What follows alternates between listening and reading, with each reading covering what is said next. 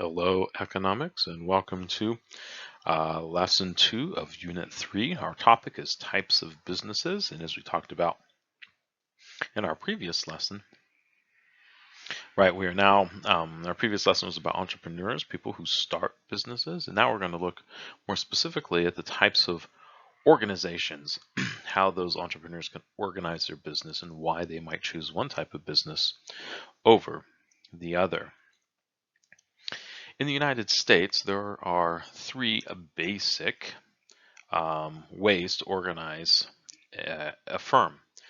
There are more than three, but there are three basic ones, and the vast majority of businesses in the United States are organized as a sole proprietorship, a partnership, or corporation. Which form of organization would be best for the tutor shop, as we talked about in the previous lecture, right? That example that we used, or any other particular business concept? Well, that depends. Before you can make a choice, you should understand each type of business and the associated advantages and disadvantages. In this lesson, we will assess the various ways to organize a business. Our key idea for this lesson is that entrepreneurs consider the advantages and disadvantages of different organizational types before they form a new business. And our learning objectives. We have 4 for this lesson. First, at the end of this lesson, you should be able to identify the important features of sole proprietorships, partnerships, and corporations. You should be able to evaluate the advantages and disadvantages to the owners of each form of business organization. You should be able to assess the importance of each form of business organization to the economy. And lastly, you should be able to explain other ways to organize a business. So let's jump right in. A sole proprietorship is a business firm owned by one person, the proprietor. 7 out of 10 businesses in the United States are organized as sole proprietorships. Most sole proprietorships are small firms. They are especially common in industries such as healthcare, real estate, retail trade, agriculture, and the arts. Professionals such as doctors, dentists, lawyers, and accountants are often sole proprietors. A sole proprietorship is the easiest and least expensive type of business to organize. To start a sole proprietorship, you have 4 important tasks. 1. Register the name of your business. Unless you name your business after yourself, such as Lori Stanton's Tutor Shop, you will have to register your business's name, The Tutor Shop, with a state, county, or local agency. Number 2. Check and conform to regulations. As the owner of a sole proprietorship, you have to comply with federal, state, and local regulations. For example, almost all cities have zoning regulations that restrict the types of businesses that can operate in different neighborhoods. There may also be regulations involving health and safety, as with restaurants, or training and certification, as with hairstylists and plumbers. The third task: obtain any necessary licenses and permits. For most businesses, you'll need a general business license from your state and local government. You may also need a permit, verifying that you've conformed to any special state and local regulations. It is generally necessary to pay a small fee for licenses and permits. And your last task: keep records and prepare tax forms. Because you will have to pay taxes on your profit, you will have to keep records of all your costs and revenue. And if you hire employees, there are some additional tax forms you'll need to fill out when you start the business. Is a sole proprietorship the right choice for the tutor shop? Let's consider some of the advantages. Number 1, sole proprietorships are generally have easy startup. As you've just seen, setting up a sole proprietorship is easy and inexpensive. You can do all the paperwork yourself without hiring a lawyer or an accountant. The fees for licenses and permits are low. Second advantage, ease of decision making. As a sole proprietor, you have no boss. You make all the decisions yourself. You don't need anyone's approval or agreement if you want to try something new. For example, if you wanted to advertise the tutor shop by putting flyers on cars at high school, sporting events, you could just do it. This freedom of action enables sole proprietors to respond rapidly to changing market conditions. Number 3, ownership of profits. As a sole proprietor, all the profits of the business, after you pay taxes, belong to you. It is up to you how much of each year's profit you invest back into the business. The rest you are free to spend or save as you desire. Number 4, tax benefits. A sole proprietorship has certain tax benefits over a corporation, another form of business that we'll discuss later in this lesson.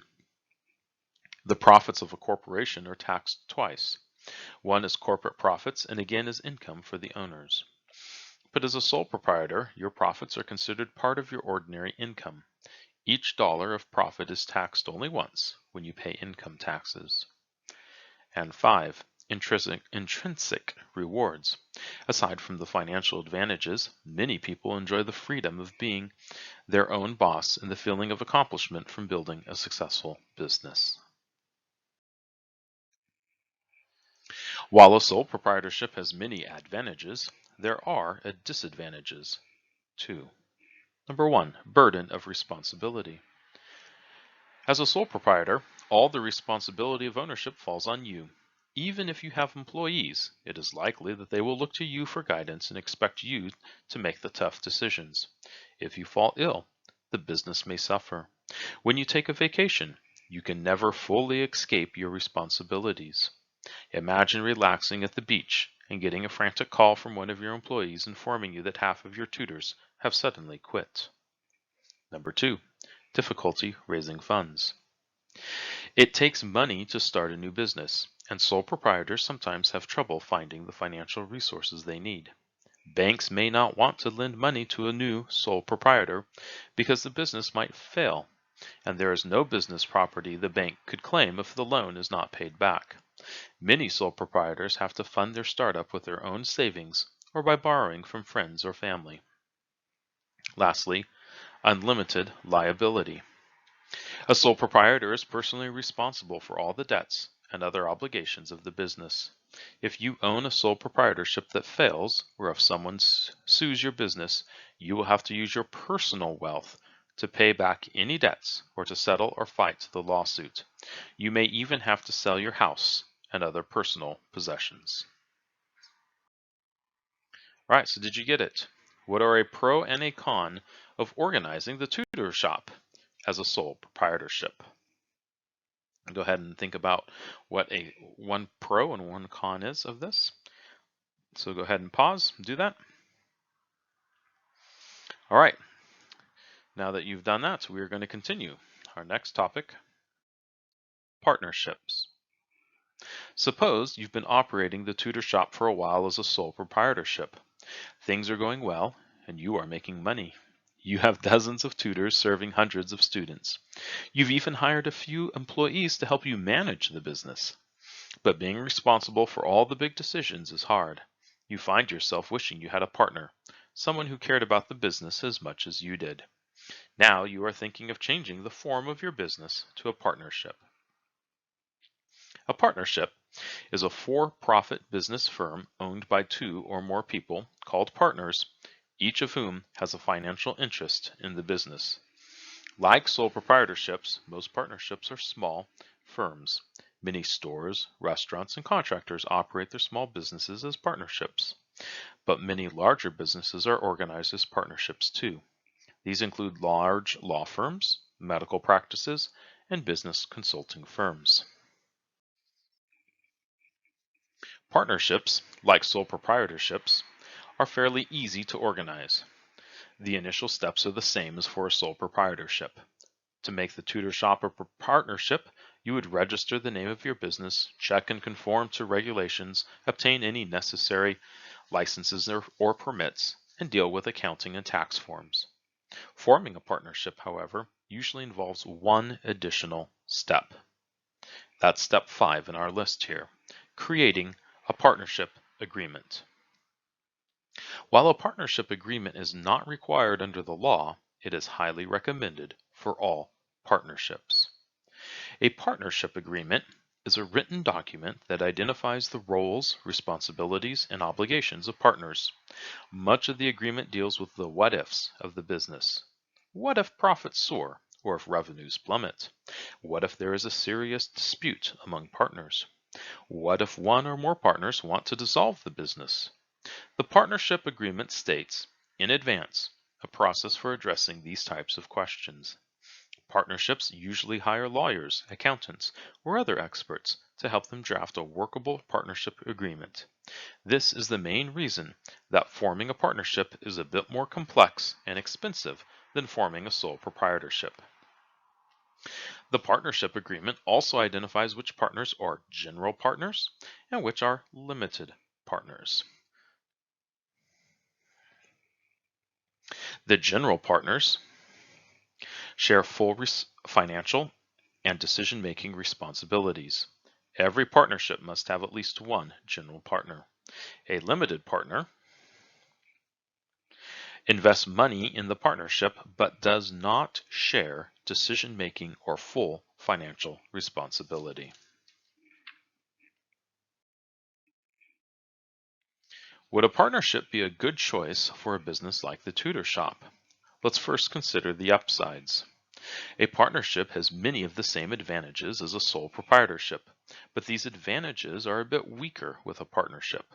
For example, while a partnership is relatively easy to set up, it has that one extra step of forming a partnership agreement. The partners own all the profits of the business, but each partner gets only part of the profits because they must be shared with the other partners. Each partner's profits are taxed as ordinary household income, just as in a sole proprietorship. Partnerships, however, have some special advantages over sole proprietorships. The first, larger pool of financing. In a partnership, each partner can contribute funds to start the business. Banks may be more willing to provide loans because they can collect from more than one person if the business fails. Organizing the Tutor Shop as a partnership would permit the business to grow because it would give you access to more funds, which you could spend on increased advertising, recruiting, equipment, or office space. Shared decision making. Recall that one of the disadvantages of the sole proprietorship is the burden of responsibility for all decision making. In a partnership with more than one general partner, this burden can be shared. If you are ill or go on vacation, you know that your partner will take care of things in your absence. Also, each general partner may have different skills and talents. For example, at the Tutor Shop, you might be especially good at recruiting and managing new tutors, while one of your partners might do a better job dealing with the parents of students.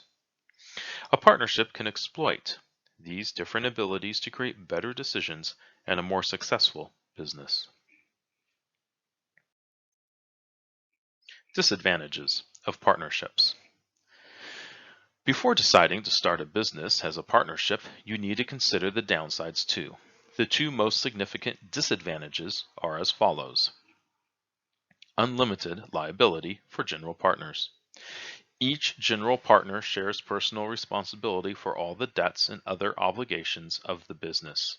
If the business fails or if someone sues the business, each general partner will have to use his or her personal wealth to pay back any debts or address the lawsuit. This means that errors by one partner, if they lead to loss, business, or lawsuits, can cause devastating losses to all the general partners. Limited partners, by contrast, can only lose the funds they have invested in the partnership.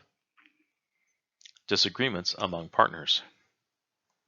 Decision-making requires the agreement of all general partners. When everyone agrees, it's fine, but disagreement can cause major conflict. Suppose you were sure that the Tutor Shop could increase its profit if you hired a full-time receptionist to handle phone calls. But your partner wanted to limit contacts to emails and thought a receptionist would be a waste of money. You might argue endlessly, each trying to change the other's mind. Bad feelings might result. While some partnerships go smoothly, Others are so conflict-ridden that they eventually dissolve or blow up into battles over who is to blame and who owns what. Remember the advice about forming a partnership agreement in advance to help avoid such issues. Right, did you get it? What are a pro and a con of organizing the tutor shop as a partnership? So what's one advantage? What is one disadvantage of organizing the tutor shop as a partnership? All right, go ahead and pause and answer that question. And welcome back. Let's continue. We are now going to look at the third of the main three organizations, corporations. Suppose you've been running the tutor shop as a sole proprietorship or a partnership for some time. The business has been successful, but you are ambitious and see an opportunity for even greater profit to start connecting students with tutors at other high schools, as well as junior high schools and colleges. To run the business on such a large scale, you'll need to hire several employees. You'll need workers to spend more time recruiting tutors and advertising to students and parents. You'll need an accountant to handle the higher volume of business. You'll want to design a better website, and maybe even have an office with a classy sign to lend more respectability to your business. All of this will require money. You could grow the business gradually, one school at a time, but you are worried that if you wait, someone will beat you to it. You need a burst of new financing. In this situation, you, and your partners if any, might want to reorganize your business as a corporation. The most complicated form of business is a corporation. A corporation is a business firm that is itself a legal entity. This means that the law treats a corporation similarly to how it treats an individual human being. The corporation has certain rights and obligations, just as people do. For example, a corporation can own property, enter into contracts with people or other businesses, and bring lawsuits or be sued by others. The corporation itself is owned by its stockholders. One becomes a stockholder by purchasing shares of stock, which represent partial ownership of the corporation. A certain number of shares are issued, and the percentage of the total shares owned by each stockholder is the proportion of the corporation that he or she owns. For example, suppose a corporation issues 100,000 shares of stock. One investor, let's call him Bill, purchases 10,000 of these shares. Because 10,000 is 10% of 100,000, Bill owns 10% of all the shares. That means he owns 10% of the corporation. If Bill owned all 100 shares, he would own the entire corporation. When one person or a small group of people owns all of a corporation's shares, the business is a private corporation. By contrast, the shares of a public corporation are held by many people and can be freely bought and sold. Almost all the large corporations that you've heard of are public corporations, including ExxonMobil, Microsoft, Walmart, and Google. You can buy shares in these businesses and become a stockholder. A corporation, especially a public corporation, is the most expensive type of business to organize. Because a public corporation uses other people's money to get started, safeguards are needed to protect the investors. The federal government and the government of the state in which the corporation starts has regulations that help ensure that people aren't cheated or misled. Compliance with these regulations takes time, legal advice, and money. To form a corporation, you may need a lawyer to help you complete a corporate charter or certificate of incorporation from the state government. The writing of a corporate charter will involve substantially more work for you or a lawyer than is needed for a partnership agreement. The corporate charter must state how the company will raise money to finance startup costs. It sets an upper limit on the number of shares of stock that can be sold to investors, and it will include details about the organizational structure of the corporation.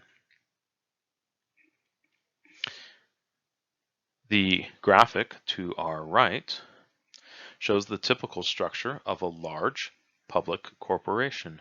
Stockholders take the top spot because they own the corporation, and they elect the board of directors. The stockholders are rarely directly involved in the operation of the company. The board of directors establishes the corporation's goals and priorities. The board also hires the firm's officers, including the chief executive officer, or CEO, who runs the company from day to day and reports to the board. Other officers ordinarily include a chief financial officer and a company president. One person may wear more than one hat. For example, it is common for the same person to hold the position of CEO and company president. Beneath the top officers is a layer of vice presidents, each in charge of a different aspect of the company's business. Different categories of supervisors, and finally, the rank and file employees complete the corporation's organizational structure. A small, privately held corporation typically has a similar, but often simpler, structure.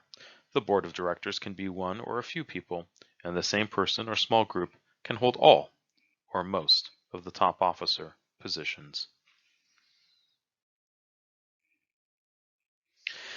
A corporation, especially a large public corporation, has several advantages over other business types. Number 1, limited liability for stockholders. Unlike the owners of a sole proprietorship or a partnership, the stockholders of a corporation enjoy limited liability. This means that the stockholders' losses are limited to what they paid to buy their shares. If the corporation goes bankrupt and owes more funds than it can pay, or if someone sues it, no one can go after the stockholders' personal wealth.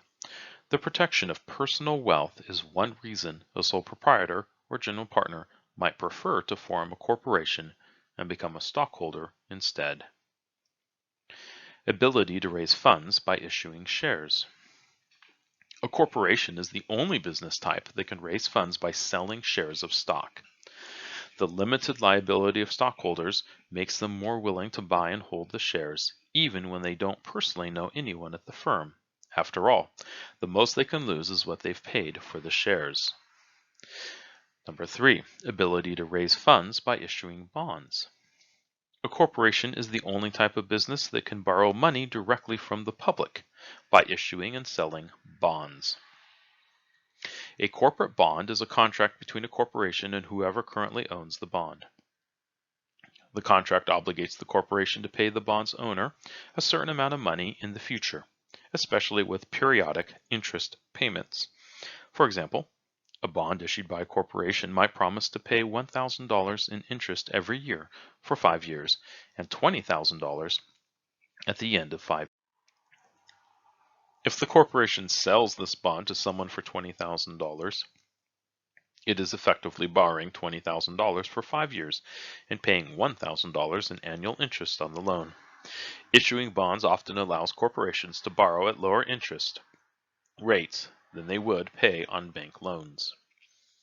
Rapid growth. A corporation, if successful, can gain access to large amounts of money and grow rapidly. As it grows larger, it may gain several advantages over smaller firms, organized as sole proprietorships or partnerships. A large firm can often take advantage of economies of scale, which means that the cost per unit falls as output rises, thanks to major costs being spread over a growing quantity of output. For example, the developer of a cell phone app might spend $5,000 on a computer, training, and the time it takes to create the app. If only one person buys the app, the developer's fixed cost per unit is $5,000. If 5,000 people buy the app, the developer's fixed costs are spread across those 5,000 units, and the cost per unit is only $1. A large firm can also attract and hire managers with specialized talents and training. If the tutor shop grows into a large nationwide corporation, it can move from advertising with flyers or hiring a professional marketing to hiring a professional marketing manager. The manager could design an advertising campaign that promotes the tutor shop on Facebook, billboards, and Super Bowl commercials. Disadvantages. As with the other forms of business, organizing a firm as a corporation involves trade-offs. Some of the downsides apply to any corporation, while others apply especially to large corporations. The issues to contend with include the following. Expensive startup costs. As we've discussed already, forming a corporation involves higher legal fees than forming other business types. The substantial upfront expense means you must be as sure as possible that your business will succeed as a corporation before starting down that road. Number 2, delays in decision making. In a large corporation, layers of decision makers can make it difficult to move fast as market conditions change. Minor decisions can take time as they work their way through the bureaucracy, and major decisions can take even longer. For example, at a large corporation, decisions about advertising, while handled with greater expertise, may have to be approved by the departments of marketing, human resources, accounting, and legal affairs, along with the corporation's leaders.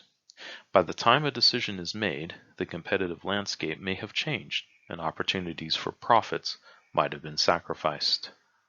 Number 3, low non-monetary rewards.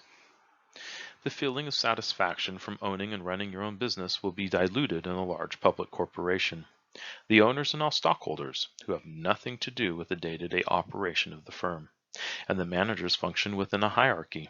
Unlike us in a sole proprietorship, no one person in a corporation can take pride in the business's success as a personal achievement.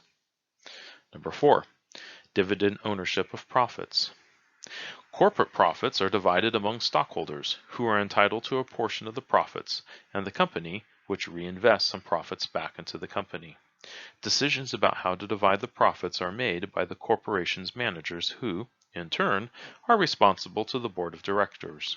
In a large public corporation, stockholders as individuals have very little control over how the company's profit is allocated.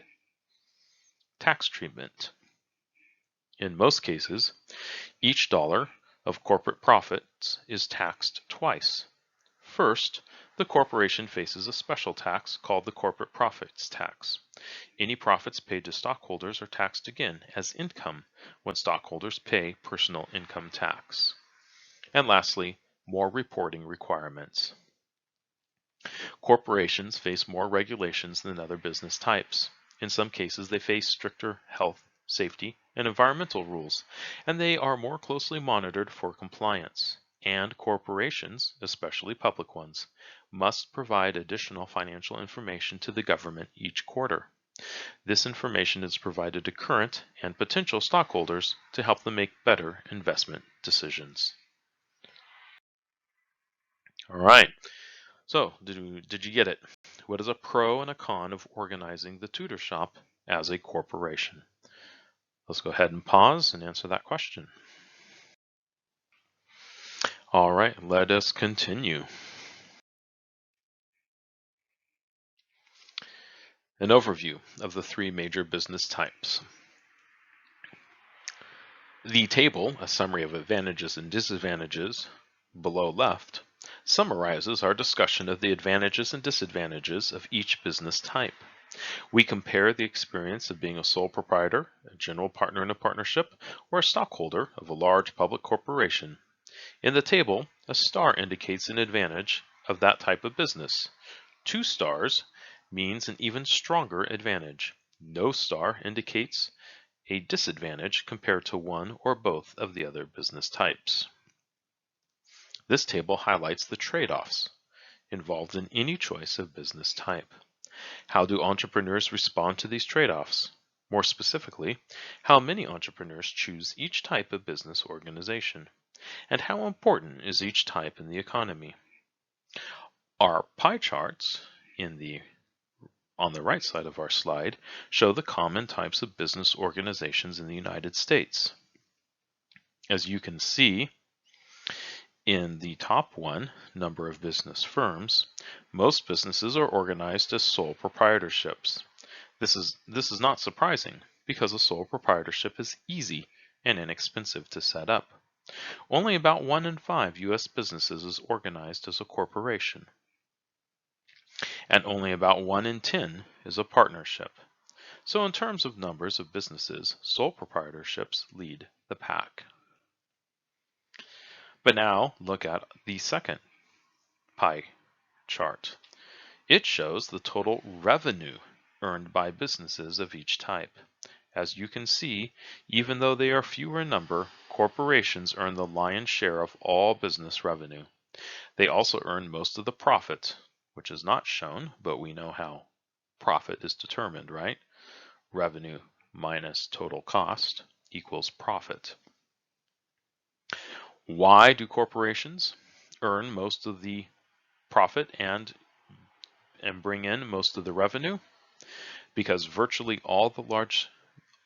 all of the largest businesses organize as corporations. For a very large business, the advantages of being a corporation far outweigh the disadvantages. So again, if we were to just take a quick look at our pie graphs here, right? There are about 5.7 million corporations in the United States, which is about 19% of all businesses. There's about 2.8 million partnerships and 21.5 million sole proprietorships. About 72% for that. But notice that corporations, which make up only about 9% of the number of firms in the United States, they generate 83% of the total revenues. Right? They control 83% at $24.1 trillion. So that's how we read that. All right. While sole proprietorships, partnerships, and corporations are the three main types of businesses, they are not the only types. As you are about to see, some businesses combine the features of the three main types. Others create a system of independently owned firms that look to the parent company for guidance. And some businesses do not seek to earn profit at all. Let's consider some of the common examples. Limited liability companies. A limited liability company is a hybrid business organization that combines features of corporations, partnerships, and sole proprietorships. Like the stockholders who own corporations, the owners of an LLC, that is a limited liability company, enjoy limited liability. That is, LLC owners, called members, are not personally responsible for business debts or expenses related to lawsuits. Instead, members' maximum financial loss is limited to the amount of money they invested in the LLC. Their personal assets, such as their homes and cars, are protected from creditors. An LLC has two advantages over a corporation. First, forming an LLC is far easier than forming a corporation. Second, like the owners of a sole proprietorship or partnership, the owners of an LLC avoid the double taxation of profit. An LLC's profit is taxed just once as the personal income of its members. Examples of LLCs include Century 21 Real Estate LLC and Easy Lube LLC. For many entrepreneurs, the advantages of forming an LLC outweigh its key disadvantage. An LLC cannot raise funds by selling shares of stock to the general public. Business franchises. A business franchise consists of a parent company and numerous associated businesses that sell a standardized good or service. The parent company, called the franchisor, owns a recognized brand name or trademark, such as 7-Eleven or Dunkin' Donuts. As owner of the brand name or trademark, the franchisor has exclusive rights to the product. This means that the franchisor is the only company that can legally produce the product or grant permission to other companies to do the same. To see how this works, imagine that you want to expand the tutor shop to other high schools, but you'd prefer that your business not manage or take the risks of investing in those other branches. You could instead enter into a legal business relationship with students who would run the operations at the other schools. Your business, the tutor shop, would be the parent company or franchisor. The business operations at the other schools would be your franchisees. To open a new location of the tutor shop, a franchisee would pay you a franchise fee in return. The franchisee would have the exclusive right to offer your service at the new location under your brand name, the tutor shop. Your franchisees might receive your help setting up their business. For example, you could offer a training program on how the business works, provide them with signs and software, and give them tips on how to solve common problems. On top of the initial fees, there are typically ongoing fees figured as a percentage of the franchisee's revenues or profits. The fees support advertising and other services provided by the parent company. The remainder of the profits of each local tutor shop would belong to the franchisee. McDonald's, a public corporation, is a leading example of a business with franchisees.